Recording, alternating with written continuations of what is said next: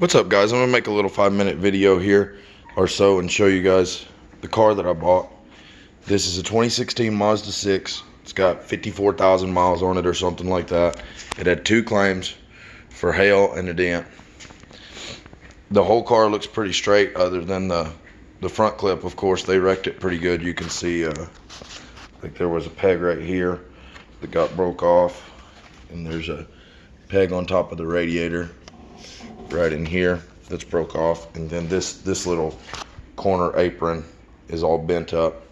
But buying this car resulted from another car that I had bought that was wrecked, and then a body shop told me that they could fix it, and then the body shop just entirely hacked it, failed, and then just left me out $3,300 with nothing to show for it. Basically, they cut this whole, this is another one of these cars, this is the first one I bought, and they cut this whole corner. This car was wrecked. I'll try to see if you can see where they spliced it inside this door deal. You can see the Bondo, how thick it is in here. And anyways, what they came up with in the end was this whole thing is at least 1 inch out of alignment, and it's never going to come back into alignment. And now the body shop guy was trying to blame it on the cradle, but it was never the cradle. There's nothing going on with that. It just smashed the whole body so much the doors wouldn't even open before we took it over there. And the guy wanted to rob me bad enough that he just took my money and fucked me. But anyway, so this is also another 16 model, the same color as that, exact same thing. So what I'm gonna do, since this one's wrecked real bad in the back and it's not going to be repairable, is I'm going to go ahead and pull all of this front clip stuff. There's a pretty clean front clip on this car. I'm going to go ahead and pull all of this stuff off. Of course, that guy at the body shop painted the bumper, can you tell? But anyways, I'm sure anything I use off this car that's not the stock paint won't match. You can see, I've never noticed really how bad those two don't match until I just looked at it through the camera. But this place, they're terrible, and they don't even speak English at all, not a word. I had to take a translator every time. But the guy who vouched for them also vouched to be the translator the whole time, and then he dropped off on me. So eventually what I had to do was just go back and get the car and eat the money. And I learned a lesson not to take anybody's word for anything, and not to take anybody's word when they vouch for anybody for anything. But that's an expensive lesson at $3,300.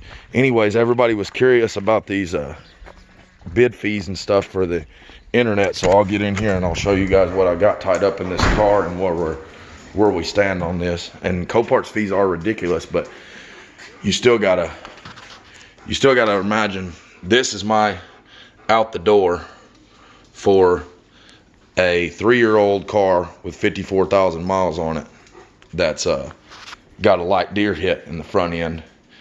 And with the money, even with the money that I wasted, because this right here is just throwaway money. This is trash. It was unnecessary. There's another $175 or $275 right here. 100 of this was going to get the car and dealing with it, and then another 175 was a wheel and tire that I bought that I didn't need. But even at the end of the day, this all should work out where I end up with this car fully owned and no liens or nothing for that price, minus the 87 cents we found in the center console and ashtray, and this new thing of Armor All Right wipes that came with it, and this brand new case of water that came with it. Anyways, so here's how this deal works with Copart. A $400 deposit initially and a $200 registration fee. This deposit is refundable if you ask them for your money back. I think they already got me once because I signed up a year and a half ago, and they took this money from me.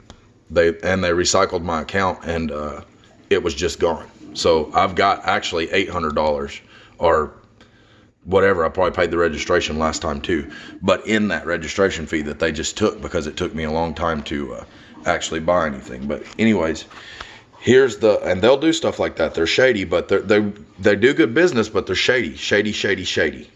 All right, sale price $1,650, buyer fee $410. Internet bid fee, $69. Gate fee, $59. And the sales tax, $170.48. And I don't know why they have two sales taxes, but there's another one for $6.38. I'm not real sure what that's all about. But anyways, so what I'm planning to do is I'll either redo these few little spot welds right here and straighten this up, and take that off the other car, or I will just straighten it up. This is all this corner does is hold the headlight and the fender up. It doesn't see, right here's all the structure of the car going back, and then the pillar structure really starts right here. So all of this is just kind of metal stuff. So I'll do a little customization and get it where to hold the front clip again. And I think I didn't see any damage to any of the wiring or anything. I'll inspect it super close and change the radiator out and all that stuff, and we will hopefully have a really good car, and then we will have a super good parts car to get an engine or a tranny or anything if we ever need one out of. So it should all work out good. It's just at the end of the day, I wasted the largest amount of money getting ripped off that I've ever, well, no, on the construction deal, I got ripped off for 20 grand. But this is the second largest amount of money that I've ever got ripped off for. But anyways, not this. Copart did a good deal on their end of it, and the people who sold me the other car, they're not in the wrong. It's all on the guy who vouched for the body shop and the body shop. Both of them should be ashamed of themselves for how this all worked out. And I should be ashamed of myself for looking at that other car and seeing that it was totaled and knowing in my mind that it was going to be a super hard fix for even a professional body shop, and then taking it to a fly-by-night guy that doesn't even speak the same language as me, so I can't communicate with him. But anyways, I guess I will bring you guys back. Maybe I'll do a time lapse when I put this together or something. It probably won't be a super huge project, but it should take me at least a whole day. So we'll see what happens. We'll bring you guys back. Peace.